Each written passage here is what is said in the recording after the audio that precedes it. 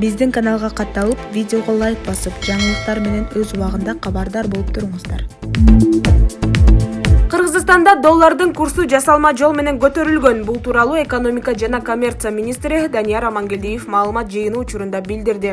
Анын билдиргенине караганда, ошол учурдагы суроо талапка жооп берип жана ажиотажды басаңдатуу үчүн каражат жетиштүү болчу. Анын үстүнө Улуттук банк 13 миллион долларды интервенцияга чыгарган. Бул сумма курс жасалма жол менен көтөрүлдү дегенди түшүндүрөт.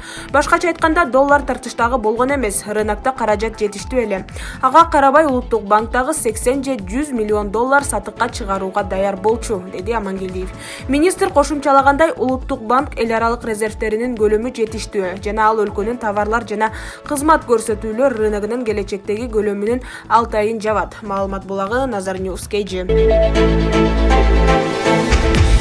Бүгүн Кыргыз Республикасынын президенти Садыр Жапаров менен Россия Федерациясынын президенти Владимир Путин телефон аркылуу сүйлөштү. Өлкө лидерлери кыргыз-орус кызматташтыгынын учурунда күн тартибине турган актуалдуу маселелерин талкуулашты. Садыр Жапаров менен Владимир Путин ошондой эле эл аралык жана аймактык коопсуздук маселелери, анын ичинде Украинанын айланасындагы кырдаал боюнча пикир алышты. Маалымат булагы Nazar News KG.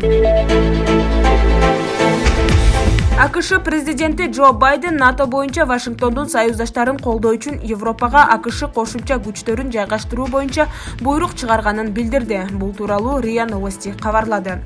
Кечээ айтканымдай, АКШ НАТОнун аймагын коргойт. Европада потенциалыбызды жогорулатуу максатында кошумча күчтөрдү жайгаштыруу боюнча буйрук чыгардым. Бул НАТО боюнча союздаштарды колдоого багытталган документ, деди Байден. Ал Россия президенти Владимир Путинди эл аралык тынчтык жана коопсуздукка коркунуч жаратып жатат деп күнөөлөп, НАТО эркиндик жана демократия тарапта экенин көрсөтүп жатканын белгилеген. Президент Путин батышты бөлүп жаруу боюнча максатына жетүүдө утулуп калды. НАТО болуп көрбөгөндө чечкиндүү жана биримдикте. Ал эми альянс биздин баалуулуктарды бөлүшкөн жана канчадыр бир кезде ага кошулууну чечкен Европа мамлекеттерине эшигин ачып турат, деген АКШ президенти. Буга чейин АКШ президенти Джо Байдендин администрациясы Европада турган америкалык аскерлерди чыгыш Европага көбүрөөк жайгаштыруу мүмкүнчүлүгүн караштырып жатканы айтылган.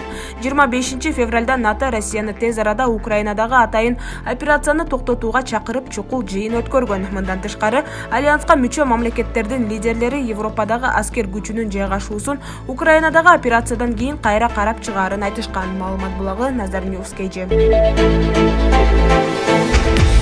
Франциянын президенти Эммануэль Макрон Европа үчүн узак мөөнөттүү кесепеттерге даярданууга чакырды. Бул тууралуу ТАСС билдирди. Макрон Украинадагы жаңжал тууралуу сөзүндө согушка узак созулаарын айтты. Европа үчүн узак мөөнөттүү кесепеттерге даярданууга чакырды. Мындай пикирин ал бүгүн 26 февралда Париждин батышындагы Порт де Версалдын борборунда ачылган айыл чарба көргөзмөсү учурунда айтты. Бул кризис, бул согушка узак созулат жана буга байланыштуу бардык кризистер да улана берет. Андыктан даяр болушубуз керек, деди ал. Маалымат булагы Nazar News KG. Министрлер кабинети азык-түлүк рыногунда баалардын кескин өсүп кетишине жол бербейт. Бул тууралуу экономика жана коммерция министри Данияр Амангелдиев маалымат жыйыны учурунда маалымдады. Анын айтымында, баа жасалма жол менен көтөрүлбөш үчүн өндүрүүчүлөр менен жолугушуу өткөрүлдү. Ошондой эле министр учурунда Кыргызстанда азык-түлүк жетиштүү көлөмдө экенин кошумчалады. Буудай жана ундун 6 айлык запасы бар экени дагы белгилүү болду. Баалар кескин өзгөрүлүп көтөрүлүп кетсе, өкмөт чара көрөт. Мисалы, өндүрүүчүлөр субсидияланат жана социалдык маанилүү товарлардын баасы мамлекет тарабынан жөнгө салынат, деди Амангелдиев. Ал өткөн жылы дал ушундай аракеттерден улам баалар анча көтөрүлбөгөнүн кошумчалады. Маалымат булагы Nazar News KG. АКШнын каржы министрлиги Орусиянын президенти Владимир Путинге каршы санкцияларды киргизгени ведомствонун сайтында 26 февралда жарыяланган. Чектөөлөргө ошондой эле бир катар орус чиновниктери, Орусиянын тышкы иштер министри Сергей Лавров, коргоо министри Сергей Шойгу жана башкы штабтын башчысы Валерий Герасимов кирди. АКШнын санкциялары АКШнын юридикасындагы активдерди тоңдурууну, ошондой эле америкалыктар үчүн алар менен операцияларды жүргүзүүгө тыюу салууну камтыйт деп айтылат маалыматта. Буга чейин Улуу Британия, Евро биримдик жана Канада Путинге жана башка саясатчыларга каршы санкцияларды киргизген. Маалымат булагы Nazar News KG. Батыш өлкөлөрү Орусияны глобалдык интернеттен ажыратпайт. Бул алар үчүн пайдалуу эмес. Анткени алардын трафиги орусиялык байланыш түйүндөрү аркылуу өтөт жана бул глобалдык мүчүлүштүктөрдү жаратышы мүмкүн, деди Руслан Пермяков. Бул тууралуу РИА Новости кабарлады.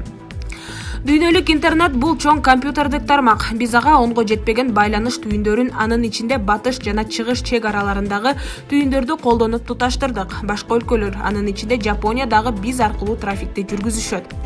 Орусча бөлүгү дүйнөлүк масштабта байланышка көйгөйлөрдү жаратат. Демек, эгер Россия Федерациясынын глобалдык интернеттен ажыратылышы болсо, ал өтө кыска мөөнөткө созулат. Биздин SWIFT тутумунан ажыратуу коркунучу алда канча чоң болот, деп кошумчалады Пермяков. Анын айтымында, батыш көп сандаган санкцияларды киргизүүдөн кийин мындай тобокелге барса да, Орусиянын маанилүү инфраструктурасы жабыркашы керек.